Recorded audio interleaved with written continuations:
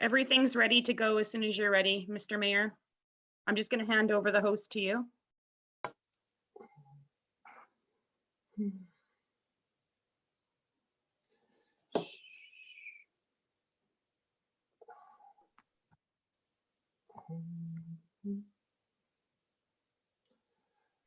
Okay, it's 7 o'clock. So are you ready to, are we all ready to go then?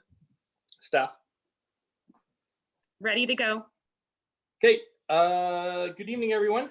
I'd like to call to order the May 19th, 2020 special meeting to order at 7 p.m. And I'd like to acknowledge that we are meeting on the shared traditional lands of the Coast Salish people. I'll ask you all to unmute just for a moment. I'm going to be doing a roll call. So if you could please let us know that you are here verbally. Councillor Baxter? Here. Councillor Day has told me that she was unable to attend this evening. Councillor Jensen? Present. Councillor Kobayashi? Here. Councillor Parkinson? Ready and raring to go. Councillor Logan? Present. Great, thank you.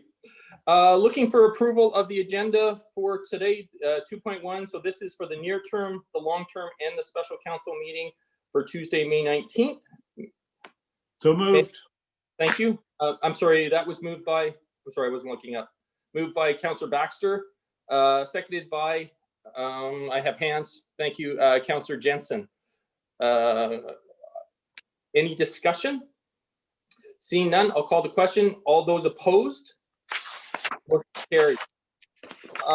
Just before I go to public participation, council, I am going to be doing two things tonight. One is I am going to be working hard to try and utilize the virtual hand versus looking for visual hands. So if we could try and drift into that and use your virtual hand when you're moving and seconding, I will make an effort to look for those hands. As well, over the discussion over the weekend, we did talk about our procedural bylaw and how we're going to be moving forward. So just to be tonight, I am going to, after staff presents a subject, I will be looking for a motion first. Then I will go to discussion on that, where every councillor will have an opportunity to discuss once. And then if you have a second, we will look to council for a vote to allow you to speak for a second time. All right, so that takes us to that. So now we are moving to public participation. We did have two written submissions this evening that were received by noon today and have been attached to our agenda. In addition, we have 5 individuals registered to speak. The corporate officer will admit the first person.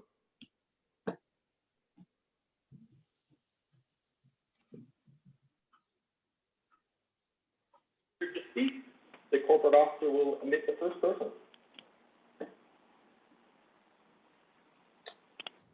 Ms. Williams, you are muted.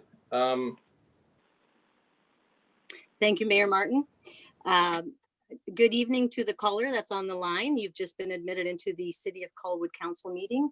This is your opportunity to address council during public participation. And if we could ask if you would start with your name and address. Thank you and go ahead.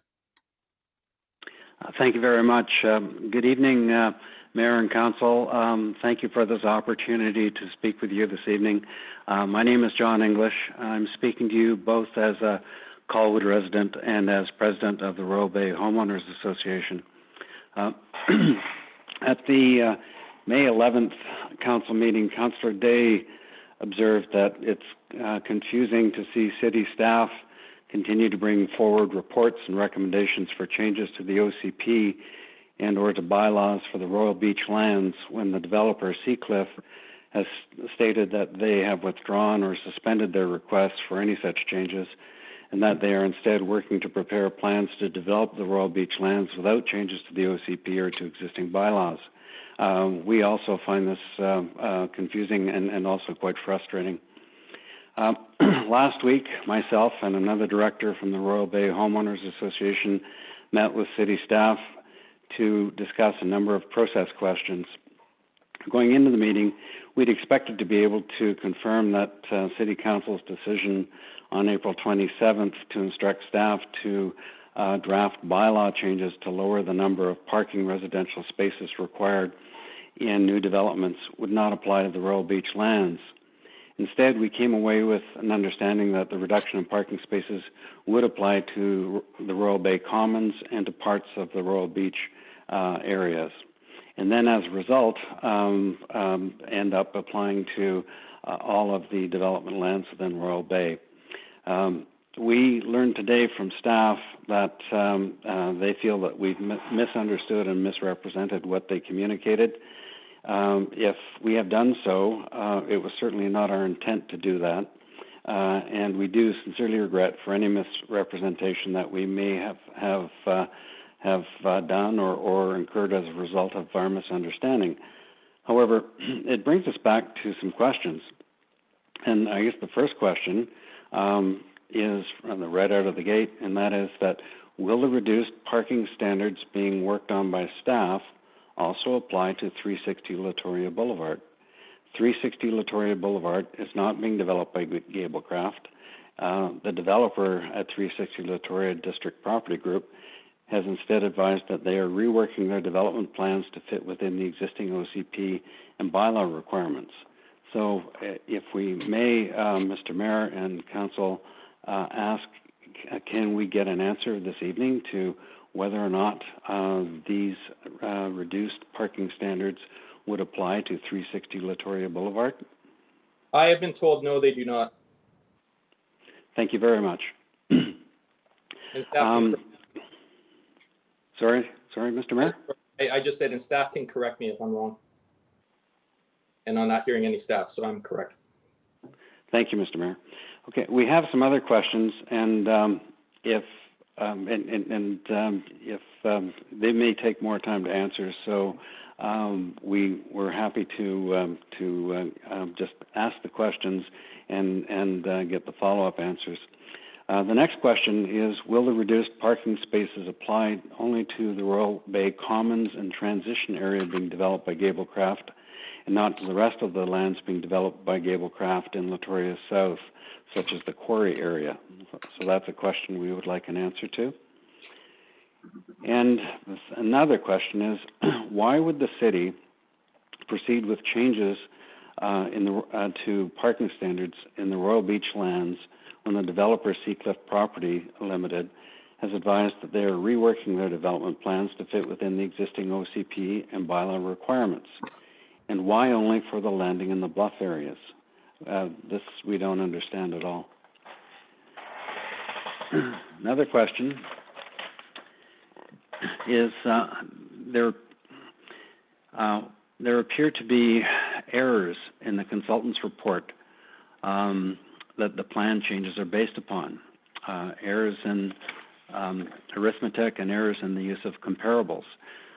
And the city is advising that it is expecting to receive a more fulsome report on parking requirements and recommendations by November. That's going to focus on Colwood's specific needs and goals. People are living who are living and working in Royal Bay and on the north side of Latoria have for many months communicated concerns and complaints to the city about how parking problems under the current Colwood bylaws are damaging their quality of life. So our question here is, why would the city further consider reducing parking space standards without fully investigating and resolving the current parking problems in Royal Bay North? There is no need to rush. Housing sales in the CRD are down by more than 50%, and condo sales are down by more than 60%. Media and real estate boards are reporting that developers across the province are slowing their work down logically to wait and see how this COVID-19 crisis will affect their business. So, given those points, we don't understand why the city is proceeding with these changes at this time and in such a rush. If the city does consider moving ahead with these new residential parking standards, will it also commit to synchronize the implementation of these changes with changes in employment opportunities within Royal Bay and Colwood? Currently, as you know, most of the people that live here and work here, most of the people that live here are unable to work here because there aren't the jobs here. We recognize that that can change in the future, and we hope it does. But the time between the reality of today and that future looks a long way off. We'd also ask that the council instruct staff to concurrently produce bylaw changes that would prohibit the parking of vehicles on front lawns, side lawns, and back lawns. If we don't provide off-street parking spaces, as other people have written into you, have said, the cars will still be here. They just won't be on their spaces that are provided for their homes. They will be elsewhere. And they could also be in laneways and in areas that obstruct access to homes for emergency vehicles and for people to have residents come or to access their own homes, and for visitors and service providers to come to their homes as well.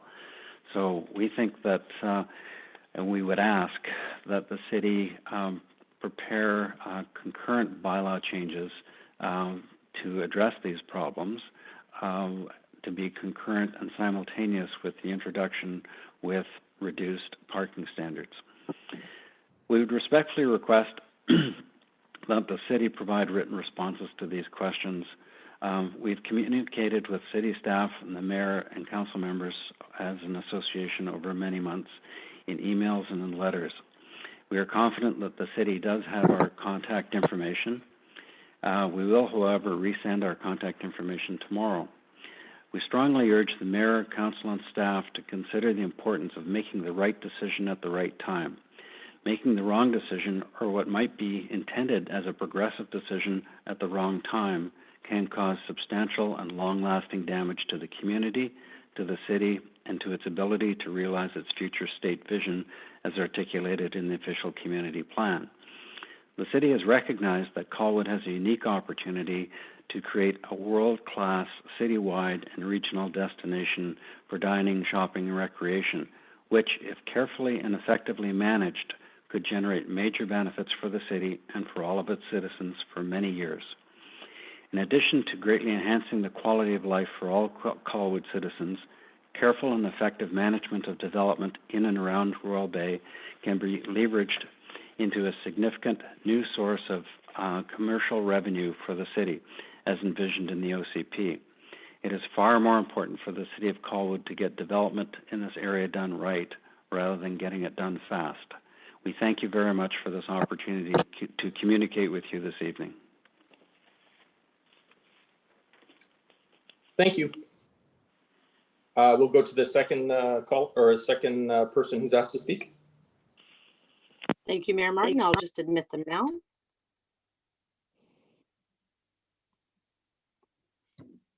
Good evening and welcome to the public participation portion of the City of Colwood Council meeting. Please state your name and your address and as you address council, and please proceed. Good evening, Honorable Mayor Martin and council members. My name is Deborah McKenzie and I live at 3517 Ryder Hesjedal Way. As public participation is limited due to COVID-19, I am taking this opportunity to address City staff's refute of the statements I made during public participation at the April 27th meeting. The comments I made were as to my frustration with off-street parking on Ryder Hesjedal Way and in and around Latoria North. The information I presented was done so without prejudice and was the information I gained from visiting City Hall in person, from city staff, over the phone, and via email. Councillor Day herself requested clarification at this meeting, re enforceable signage. It would appear that the City of Colwood should have perhaps revisit these bylaws and the required signage pursuant to the current and planned growth and expansion within the city, in particular Royal Bay. This would allow for the effective and consistent communication by city staff to the community's inquiries as to the processes required for both enforcement and change. Further to the information I presented at the April 27th meeting, I would like city staff to note that the no smoking signs placed in the park in Royal Bay and upper walkway above Royal Bay Secondary School all have bylaw numbers printed on them. I was advised at City Hall by a City of Colwood bylaw officer that these signs are enforceable while the others are not. The no parking signs in the lane in Royal Bay, which have no such bylaws printed on them and are not permanently placed in the ground, which would suggest that they weren't installed by the City of Colwood. They are no parking signs on the street opposite the parking and base only signs. So people park in these areas where parking is prohibited with no consequence. Obviously, to some, park in bays only does not mean no parking on the opposite side of the street.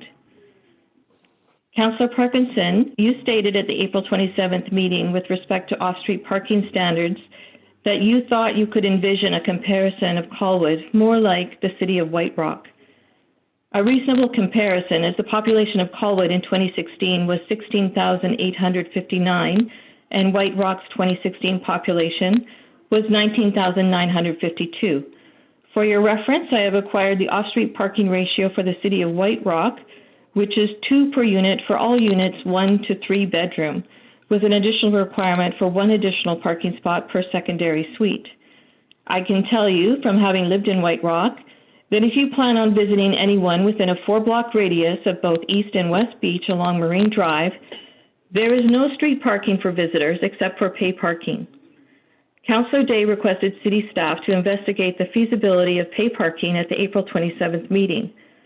While I believe there may be a time for this, I think initially the city would like to encourage people to visit and support the new businesses in the Commons development. I don't believe having pay parking will accomplish this. Already those that live in Victoria have the opinion that we are at least a day trip away from them. Therefore, to have them get in their cars and drive here to pay to park, well, next time maybe they won't come. Or perhaps they would come and they would park in the unrestricted parking area of Latoria North and then walk across the street. In my life experience, once you have established precedent, it is difficult to return to the way things were.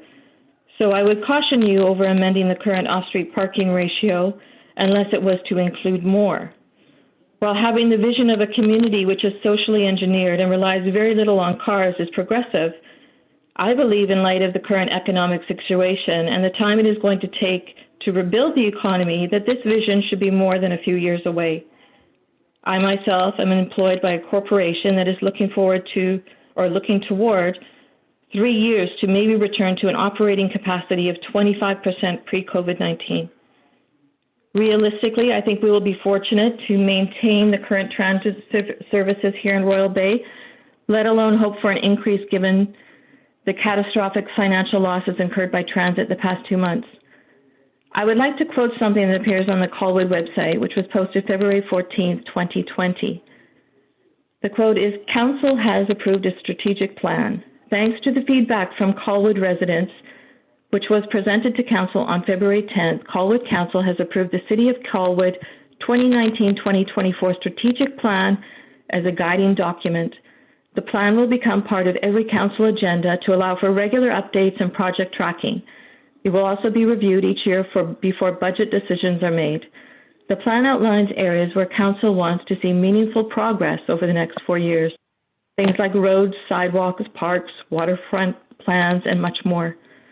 The goal and tactics aim to address the needs and expectations of the community as expressed in the official community plan." End quote. I hope you are hearing the needs and expectations of the community as expressed. As a member of the Colwood community, I appreciate your time this evening, and I thank you for listening to my thoughts. Thank you. Thank you. We will move on to our next caller.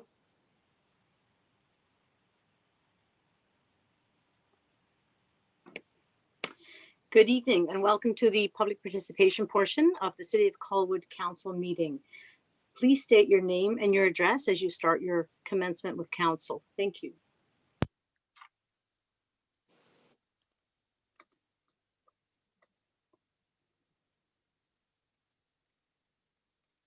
Hello, can you hear us? Hello. Hi, my name's Colleen Norcross. I live at 364 Osprey Street. We were one of the first families that moved into Royal Bay when the development first started. And we were sold a garage that they said was a 2-car garage. It's not a 2-car garage unless you drive a smart car. You can't fit 2 in. We were asked for an extra spot to be given to us beside our garage, and they wouldn't allow us to put it in. So now we're in a situation where we live in a young community where most families have 2 people working and often need 2 cars. And as these families grow, they're only going to end up with more vehicles as the kids live at home and also want vehicles. The homes aren't built with a lot of storage, so a lot of garages are being used, doubling as storage areas. People have recreational vehicles as well as vehicles that they use for work, and so it's putting more and more cars on the street. And so we continually have people who live up on Ryder Hesjedal parking on our street. We have 10 houses and only 8 street parking spots. That's not enough for the people that live here, let alone any guests or overnight guests that you might have. So I'm asking that you cease working on the bylaw amendments to reduce the number of parking spaces in Royal Bay until there's been a more thorough analysis of what the situation is like here. Okay, thank you. We will move on to the next caller. Thank you. Good evening and welcome to the City of Colwood's council meeting. You are joining the public participation portion of the meeting. Please state your name and your address as you start your address to council. Thank you. Thank you. Good evening, Mayor and Council. My name is Shane Gorman. I live at 392 Longworth Place. Just a couple of comments regarding the proposed parking reductions for the Royal Bay Latoria South lands and the Royal Beach lands. First, may I say I fail to appreciate the need to proceed with controversial legislation in the midst of a worldwide pandemic. This particular issue will reflect on our community for generations. I'm very concerned that the council intends to proceed based on bad math and poor comparables. This is particularly concerning in light of a report now being prepared that is Colwood focused and needs based. The world is changing.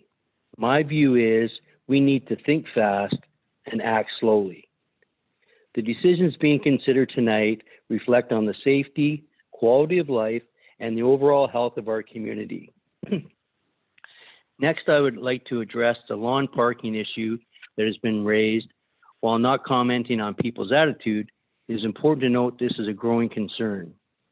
For example, just today, within 5 minutes of City Hall, I personally observed numerous examples of lawn parking. Those included on one person's lawn, 2 school buses. On another, a boat, trailer, SUV, and fifth wheel. On another, a boat and a trailer, etc., etc. There were numerous examples of lawn parking. This does not include shoulder parking throughout the community.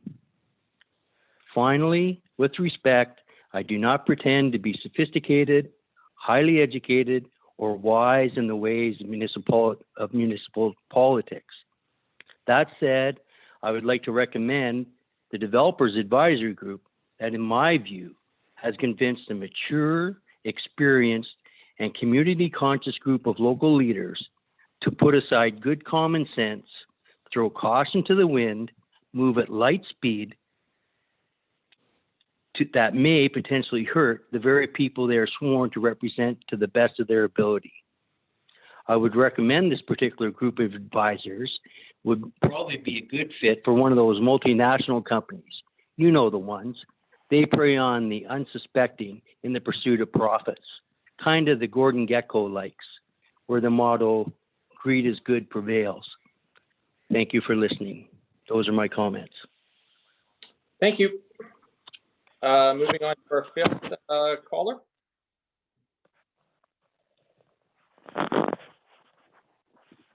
Good evening. Welcome to the City of Colwood's council meeting. You are joining the public participation portion of the meeting.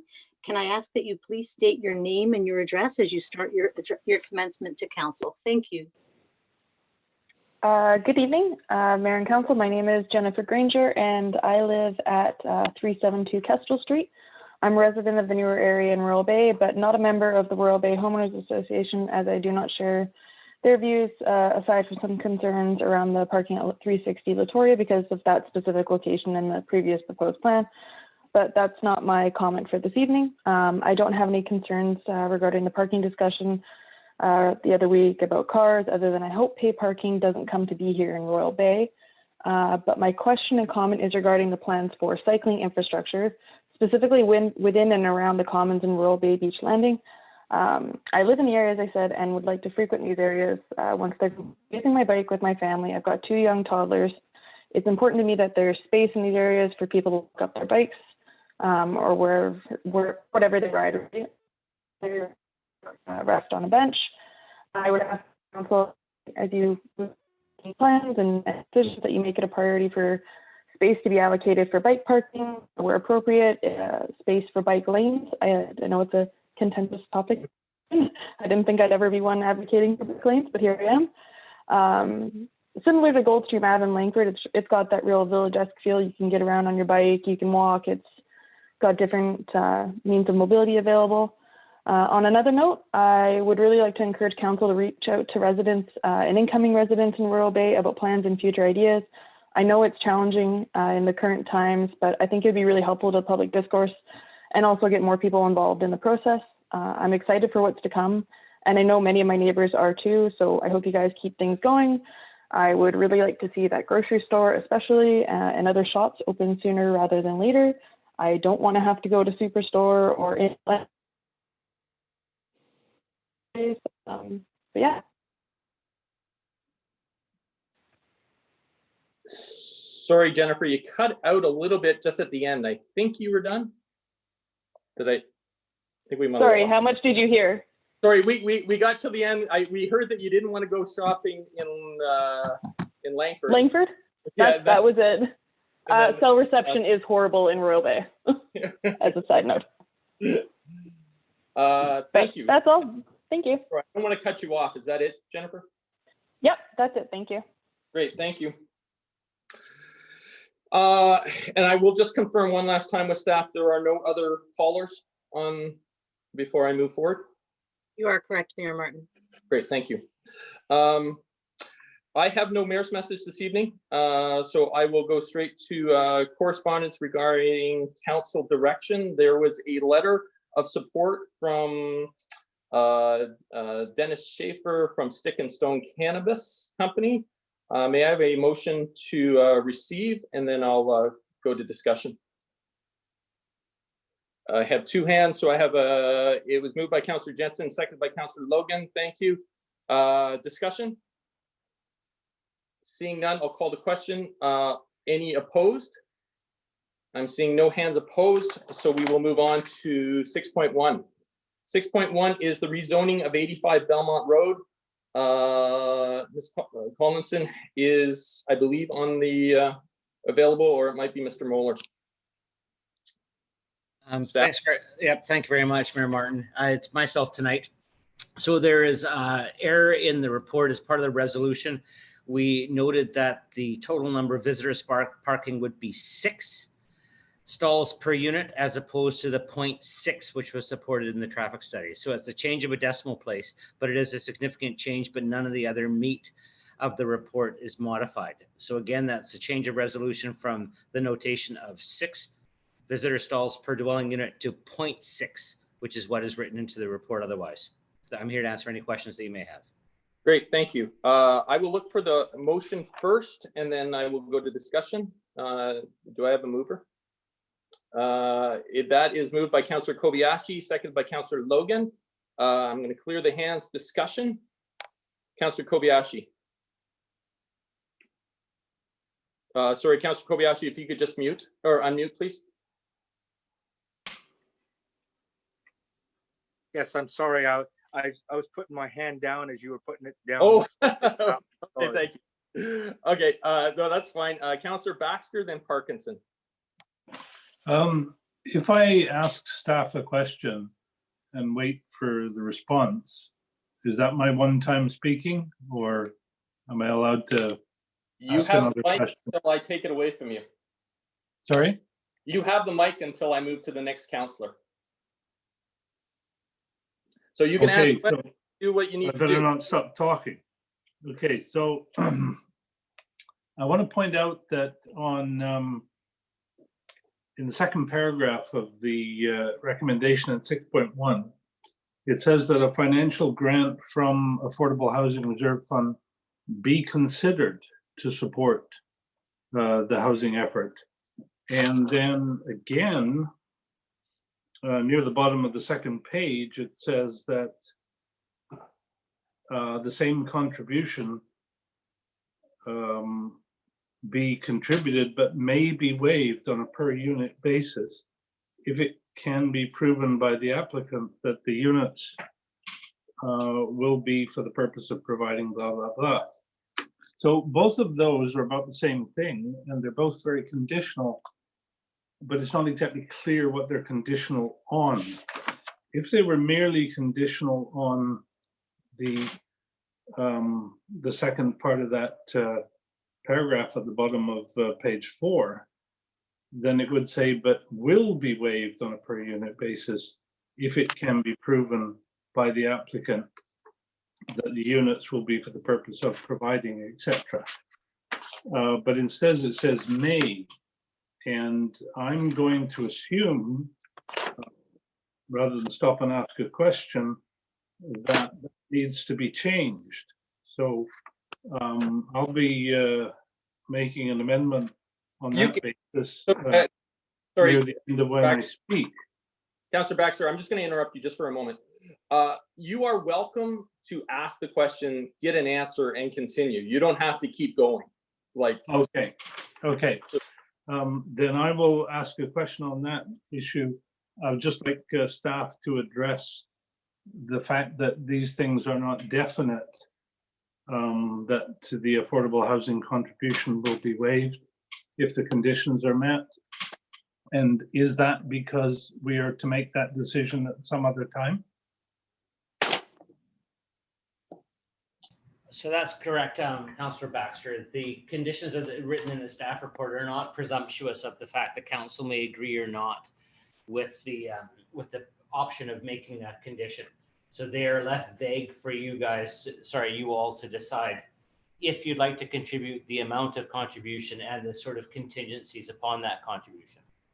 And that decision will be made when? It'll be made right now is when council's considering the recommendation of committee. This would be the time to table it if it wished to amend the resolution as presently in front of you. Okay, I think I got that. My only other question then is on the issue of the owner shall install conduit from electrical panel to the scooter bike parking areas and specific vehicle parking spaces. That's vague in that it doesn't say how many vehicle spaces, and I'm sorry if I addressed this a month ago, but I don't recall doing that. And there's also the issue of size of the electrical panel to cope with that when in the future they need to be installed. Can you comment on those 2 points?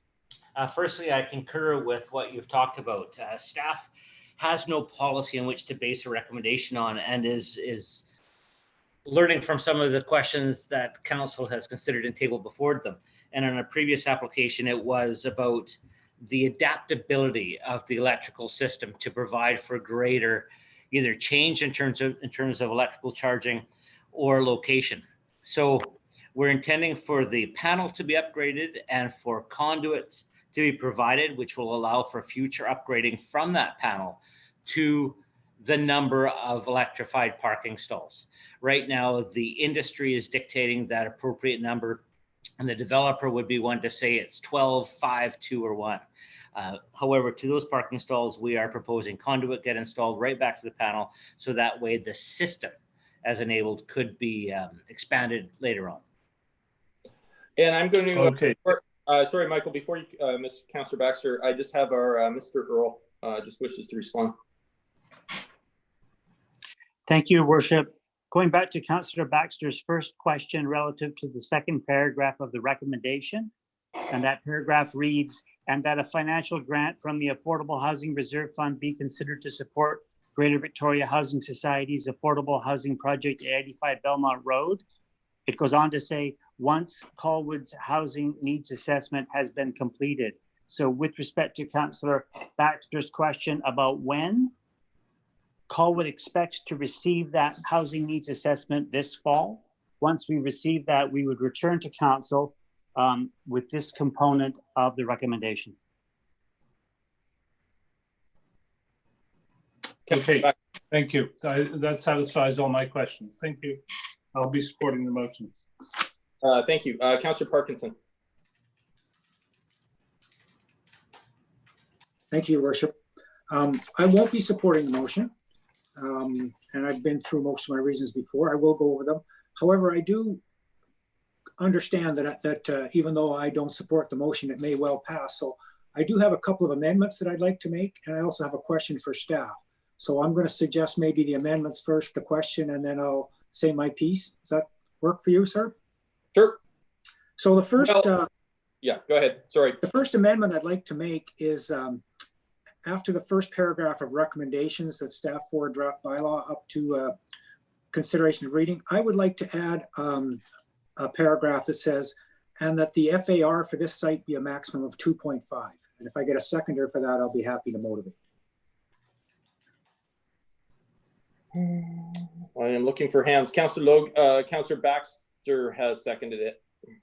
Thank you. So my concern is that we've seen in a couple of instances talk of a second building on this site. It was referenced in the architectural drawings submitted by the applicant. It was also referenced in a report we had previously from the Director of Long Range Planning. So we understand that this site has room for further development on it. And so I just think that that should come back to council for review instead of tonight basically giving, or as this thing proceeds, giving approval for 2 buildings rather than the one we've seen so far. Okay, is there any other discussion on this amendment? I'm seeing no other hands. I will look to staff. Staff, is this amendment, is there a comfort level with this? How does staff feel?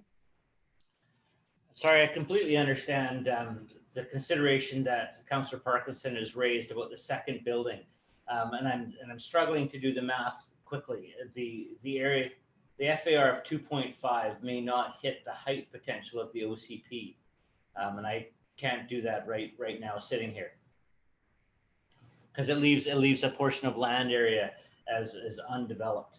So if there's a change to this, the site coverage is meeting the OCP, we'll have to bring this one back for council and committee to consider. Okay, thank you. I'm seeing no other hands for discussion. So I'm going to call the question. Oh, people are leaning. I'm giving everybody a moment. No, I still see no hand. Oh, I do see a hand finally. Councillor Logan, then Jensen. Thank you, Worship. Through you then to Mr. Molnar, is there a different way that you would frame the intent of Councillor Parkinson, maybe limiting it to 1 building as opposed to indicating a specific FSR? I mean, that would be the subtlety of the recommendation is that this shall only apply to the buildings being considered with the intent to meet the OCP heights consideration, and quite simply, council may resolve that any additional building on the lands will come back to council for further consideration. Now that's I admit that's a loose recommendation, but it may form to meet that intent. Okay. Councillor Logan, you still no, that's kind of what I'm looking for. Okay. If we're going to get stuck on FAR, then that seems like a reasonable alternative if Councillor Parkinson is agreeable. Okay. I will, before I go to Councillor Parkinson, I'm going to look at Mr. Earl. Thank you, Your Worship. In an effort to achieve the direction of Councillor Parkinson, council could add, and that staff be directed to bring back with the draft bylaw options to limit the site to 1 building.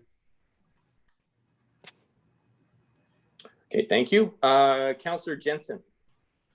Thank you, Your Worship. I had exactly the same question that Councillor Logan I struggle a bit with the 2.5 FAR, and I wonder if we get into some kind of, someone smarter than I is able to crunch the numbers down the road and find a loophole here. I'd rather specify it in plain language. We're looking at one building, that's it. So if I may, Mayor Martin, I'm getting some feedback from other staff. 2.5 won't offend the OCP is what Ian, who's also on the line, our long-range director of long-range planning, has also commented on. And what we could do is exactly what Mr. Earl advised, is if it does offend the intent building form, bring it back, but otherwise receive the direction that it's only applied to one building. Okay, thank you. Looking for any other discussion? Seeing none, I will call the question on this first amendment. Any opposed? I'm looking for hands. There are no hands opposed, so that passes. Councillor Parkinson. Thank you, Your Worship. The other thing I would like to add, and perhaps this could go after what is currently the second paragraph under recommendations. I'd like to say something to the effect of, and that prior to first reading of this bylaw, staff return to council with a report that outlines all the fees, charges, and taxes that may be applicable to projects in Colwood, to this site in particular, and any proposed alterations of these fees, charges, and taxes for this particular site. Again, if there's a seconder, I'll motivate. Thank you. Looks like Councillor Baxter got in there first. He seconded it. So please. Okay, so, I think what we're seeing, we have in here, and Councillor Baxter referred to it a little bit, we're looking at perhaps waiving some fees. We have in the past made contributions towards affordable housing projects. We've heard about different tax regimes because they're provincial government buildings or whatever. And then last week when we had looked at the DCC bylaw, it indicated that perhaps under some conditions, DCCs weren't chargeable if it was a non-market housing or whatever. I probably should understand it better. I must admit I don't, but it seems to me that council should understand the quantum of consideration it's giving to projects like this at the time they give them, and not just a little bit here and a little bit there. All right, thank you. Councillor Kobayashi. Sorry, you just had your hand up, Councillor. No? Okay, sorry. Clear it again. I'll clear it. My apologies. Looking for hands for discussion on this motion. Okay, before I call the question, I will just go to staff to confirm that they feel that this motion is in order and they feel comfortable with it. Yes, Mayor Martin, thank you very much for the question. I think we can work through it once we listen to the tape and read through the amended motion with corporate services. Thank you. Okay. Excellent. Then I will. Oh, I do see a hand now. Councillor Baxter. Nope, you didn't have a. Okay, sorry. I will clear hands again. Looking like there's no other discussion, I'll call the question. Any opposed to this amendment on the motion? I see no one opposed. So that motion passes. Councillor Parkinson, you still have the. Thank you so much, Your Worship. My question, and it's for staff, is when I look at the OCP and reference the sections on tall buildings and the like, it really seems to stress that it would like to have a base building as opposed to just a point tower and certain sizes and stuff like that. I'm not sure that this building meets those standards. And so will it require an OCP amendment? Will that be coming forward at the same time as a zoning, or are these minor changes that would be just reviewed and dealt with at staff level? Sorry, it won't require an OCP amendment because the OCP indicates that it will be or should be considered to be 12 to 15 stories. So there's no OCP amendment intended. Where I believe that you're taking that relationship is outside of this growth area, where it sits more against a single family intention that they're supposed to be stepping down and stepping up. Inside of the Colwood Corners land designated OCP area, we are intended to see point towers. Well, this is in the section on tall buildings is the first one in centers, which I guess I would have assumed was it. It looks, the pictures that I see certainly look like Colwood Corners.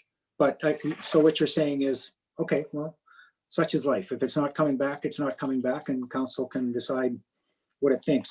So I'll be quick because I know you've heard my concerns before on this site. I'm going to list the three major ones in ascending order of my concern.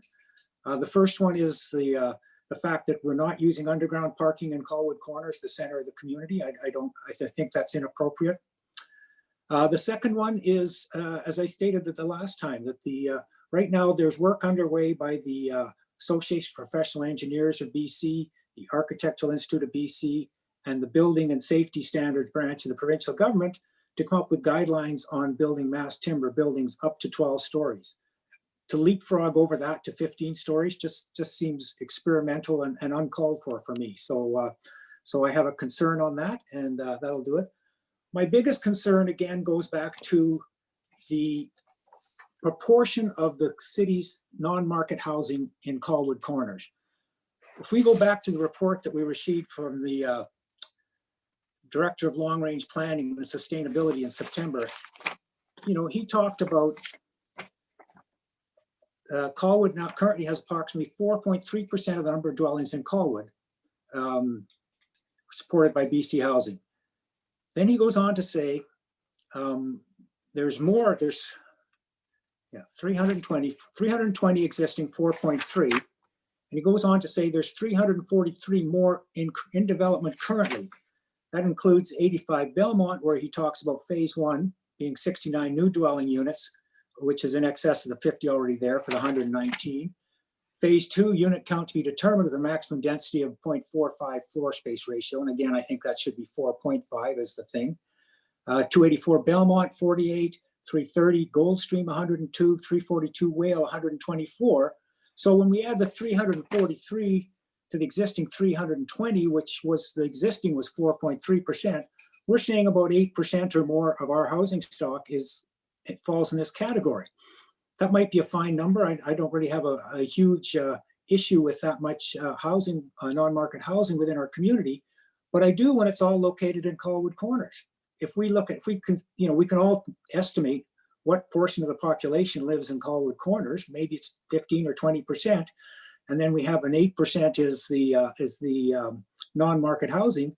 We're overdoing it. The report that came with this last time that talked about the city of Calgary and how they want to spread their non-market housing throughout the community to prevent issues and to make it more functioning, absolutely tells us we should not be concentrating our non-market housing in one corner of the community. And that's why I am opposed to this project as it sits today.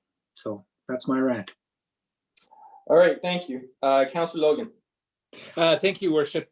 Certainly, Councillor Parkinson brings up some really good points. And I do concur, actually, and I don't think I would support a project at a different location that is not already non-market housing. But this actually presents itself beautifully as a site for non-market housing that already exists. And by densifying it more, I think it does make sense.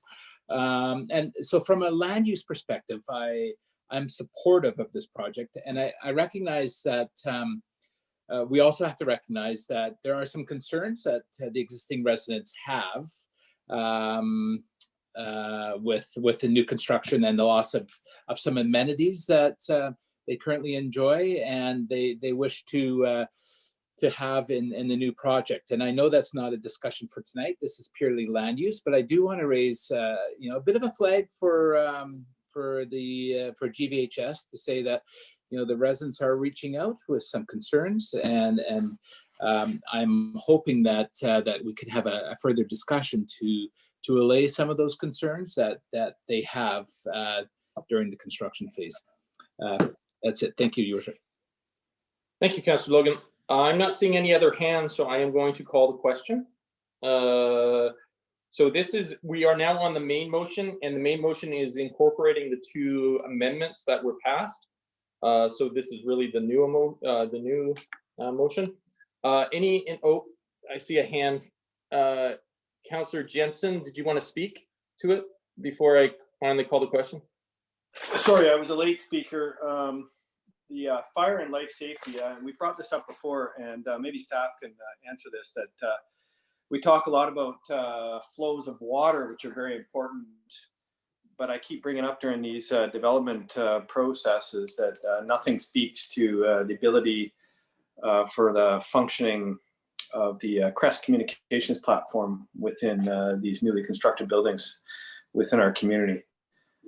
And I know Brent has articulated in the past that this is organic and it may happen naturally, but I just wonder if there's a way that we should present that or reiterate that when we go through this process for this and other similar projects. Through your worship, the mayor, if possible, and if Chief Cassidy is on the line and available, I'd like to defer the Crest relay and communications to them. We've gone through some obstacles with the Ani concrete buildings that may not be apparent in this building, but I'm outside of my scope. Mr. Cassidy, are you available? Yes, through the chair, I'm here. So the first question I heard was a concern about water supply.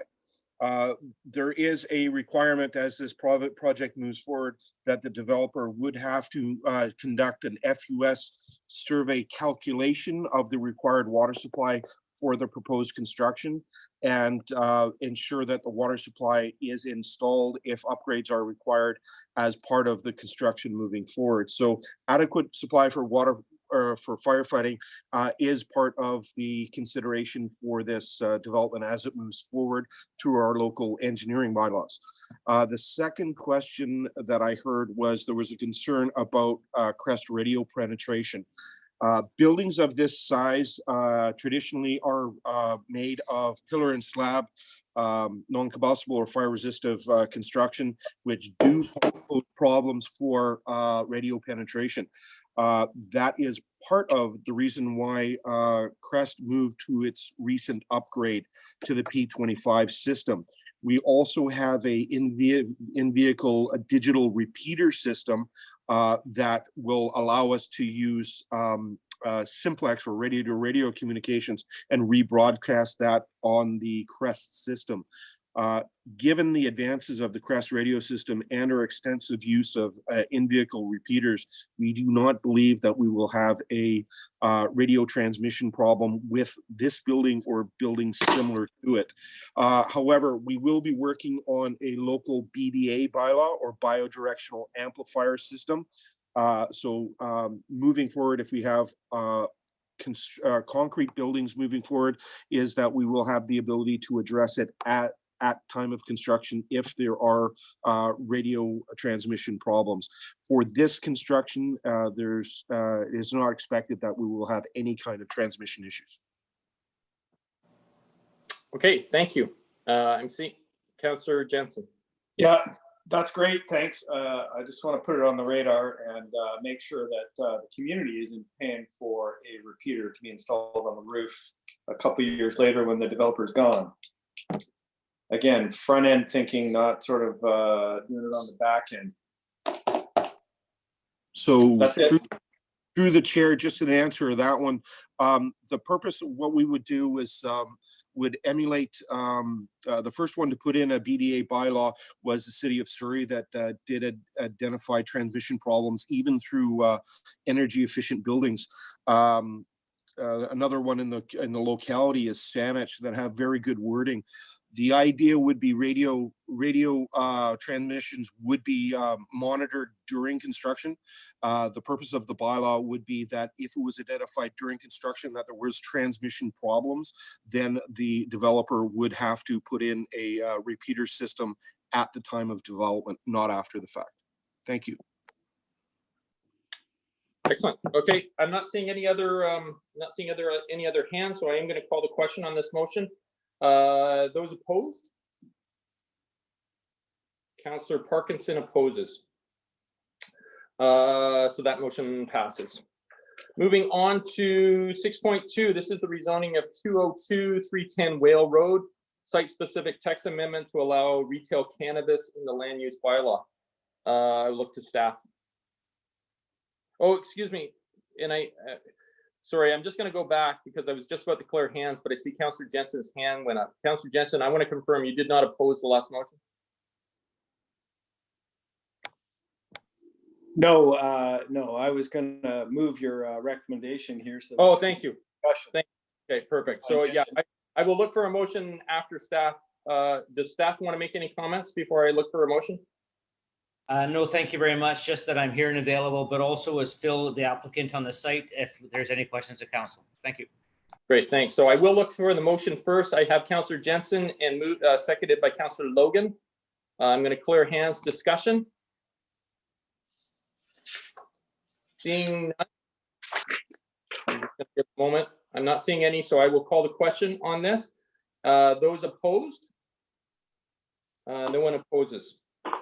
Moving on to 6.3, this is 1913 Jerome Road. This is the ONI license of occupancy agreement. Ms. Clark is available for any questions. I will look for a mover and seconder first. I have Councillor Kobayashi has moved it.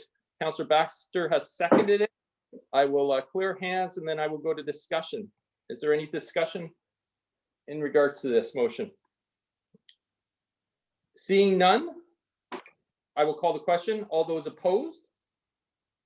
Seeing no one opposed. Moving on to bylaws 7.1. And just as a reminder, I will look for a mover and seconder for first, second, third readings, and then another mover and seconder for adoption. So on bylaw number 1823, main sewer LAS enlargement 635 Carindale Road, first, second, third reading, moved by Councillor Kobayashi, second by Councillor Baxter. Discussion? Seeing none, all those in opposition? I see no one in opposition. May I have a motion to adopt, please? Moved by Councillor Baxter, seconded by Councillor Logan. Clear hands. Any discussion? Seeing none. All those in any in opposition? Seeing, excuse me, no. That motion passes. Moving on to 7.2, bylaw number 1824, West Sewer LAS 635 Carindale Road. Mover and seconder on first, second, and third readings, please. Moved by Councillor Logan, second by Councillor Baxter. Any discussion? Seeing none, I'll call the question. Any in opposition? No one opposes. Looking for a mover and a seconder for adoption, please. Moved by Councillor Kobayashi, seconded by Councillor Jensen. Discussion? Seeing no discussion. Any in opposition? Seeing none. That passes. Motion to adjourn. Councillor Logan. Oh, wait. Who got in? Councillor Logan got in. Right. Any in opposition? Seeing none, motion passes. Thank you, everybody. We are done for the night. Good night, everybody. Looking to staff, do you want me to hand this back off to you, Selena? To Marcy, please. So to Colwood Meetings, if you could make that person the host. Okay. I go to Colwood Meetings. So you click on Colwood Meetings. Mine is co-host. No, you can make her host as well. Oh, make host up there. Sorry, my bad. That's there. okay. Thank you. That is done. Are we good? We are good. Okay, so I can leave.